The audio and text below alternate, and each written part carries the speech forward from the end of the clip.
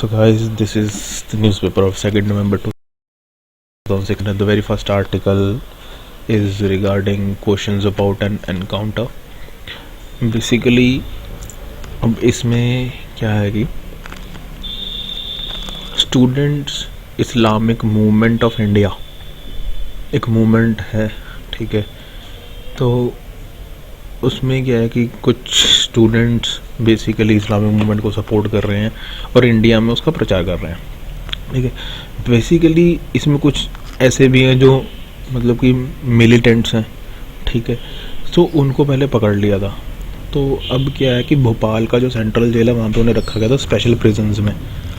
लेकिन जब वो कहते हैं कि जब भाग निकले, ठीक है, तो उनके हाथ में उन कंट्रोवर्सी ये है कि वो भाग निकले और कोई भी खास सिक्योरिटी वहाँ पे नहीं थी। और जो सिक्योरिटीज़ थी, जैसे सीसीटीवी कैमरा है, ठीक है, सीसीटीवी कैमराज हैं या जो पोस्ट हैं, ठीक है, जो बड़ी बड़ी पोस्ट खड़ी की होती हैं पुलिस स्टेशन के अंदर, ठीक है, वो सब कुछ पार करके निकल गए। दो जो दीवारें हैं वो भी पार करके निकल गए, हाई वॉल, और किसी ने उन्हें पकड़ा नहीं, ठीक है।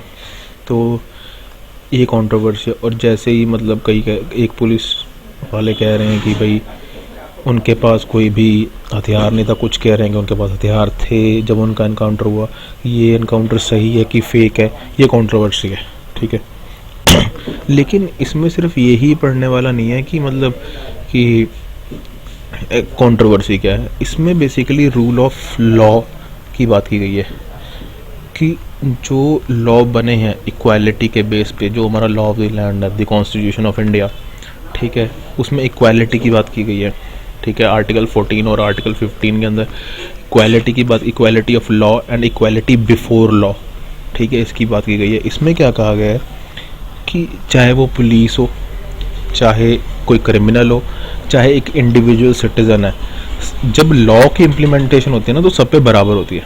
मतलब सबको बराबर निगाहों से देखा जाता है, बराबर नहीं होती, बराबर निगाहों से देखा जाता है। इनमें फ़र्क है, ठीक है। क्या फ़र्क है कि एक तो मतलब कॉन्स्टिट्यूशन में यह है कि तो बराबरी के सर्कमस्टांसेस होने चाहिए।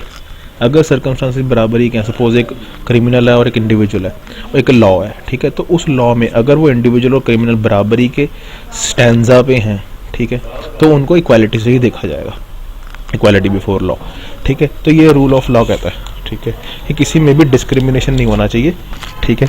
अगर रूल ऑफ लॉ वायलेट होता तो लॉ के हिसाब से nobody got discriminated, everybody is treated equally, चाहे वो पुलिस पर्सोनल खुद ही क्यों ना हो, ठीक है, चाहे वो क्रिमिनल है, चाहे वो इंडिविजुअल सिटीजन है।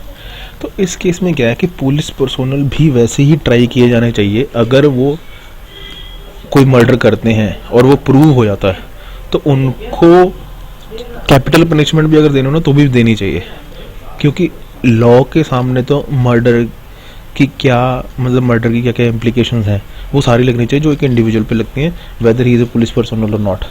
तो इसमें यही कहा गया कि कोई भी हो तो equality is must, point number 1।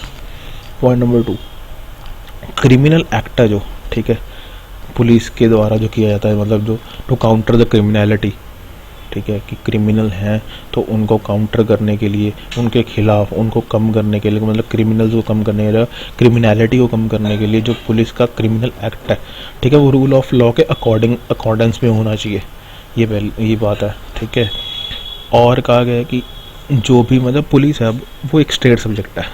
Police जो इस्टेब्लिशमेंट है कंप्लीट, वो एक स्टेट अपरेटस के अंदर आती है। तो ये बिलीव किया जाता है कि रूल ऑफ लॉ अगर ब्रेक डाउन होता है, रूल ऑफ लॉ का कोई भी ऐसी चीज़, कोई भी मतलब ऐसी जैसे एनकाउंटर ही है, ठीक है, अगर वो नहीं प्रूव हो पाता तो it's a break down of rule of law, ठीक है, कि एनकाउंटर फेक है ये प्रूव हो जाता है, ठीक है, तो it's a break down of rule of law. Then there should be no difference between criminals and trigger friendly police, ठीक है, कि इन दोनों में कोई भी डिफरेंस नहीं होना चाहिए। या तो वो क्रिमिनल है, क्योंकि पुलिस वालों ने भी फिर क्रिमिनल जैसे ही काम किया, फिर ये साबित हो जाता है, ठीक है। तो इसमें बेसिकली ह्यूमन राइट्स की बात की गई है कि क्रिमिनल्स के भी वही ह्यूमन राइट्स होते हैं, ठीक है।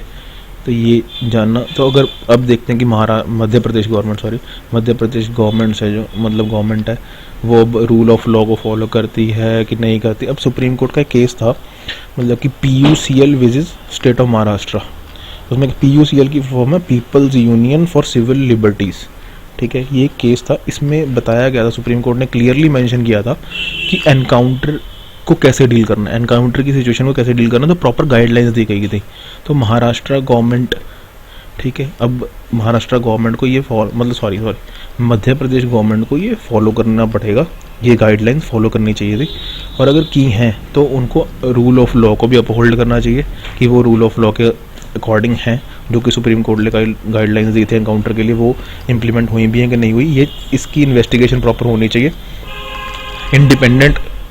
इंडिपेंडेंट मेथड से, जैसे कि CID है, ठीक है। तो अगर वहाँ से इम्प्लीमेंटेशन होती है, इन्वेस्टिगेशन प्रॉपर होती है, देन उसके बाद पता चलेगा कि ये जो एनकाउंटर था फेक था या सही था, ठीक है। So this is our very first article regarding this encounter 1 and human rights violation 1, कि हुई है कि नहीं हुई, ये तब इन्वेस्टिगेशन के बाद ही पता चलेगा।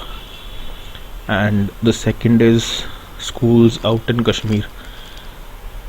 इसमें क्या है, देखो पिछले 4-5 महीने से, जब से मतलब कि हिजबुल मुजाहिदीन जो कमांडर है बुरहान वानी, ठीक है, उनकी मतलब डेथ हो गई थी या मतलब उन्हें किल कर दिया गया था, उसके बाद से जो भी प्रोटेस्ट चल रहे हैं कश्मीर में, ठीक है, मतलब 4 महीने से, उसमें मतलब जो नॉर्मल लाइफ है ना वो हॉल्ट पे आ गई है, वो रुक से गई है, क्योंकि रोज़ तो कर्फ्यू लगता है, ठीक है, रोज़ मार्केट बंद हो जाती है।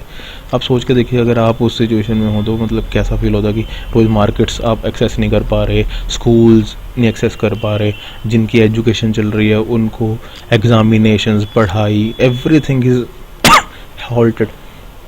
बेसिकली क्या है कि एजुकेशन है ना जो, वो इनेबलर है, ठीक है, कि इसका क्या मतलब है कि एजुकेशन कुछ ना कुछ पॉजिटिव ही करता है बंदे की लाइफ में। आगे तो इविल और मतलब अच्छे बंदे का डिफरेंस होना शुरू हो जाता है, but basically education is for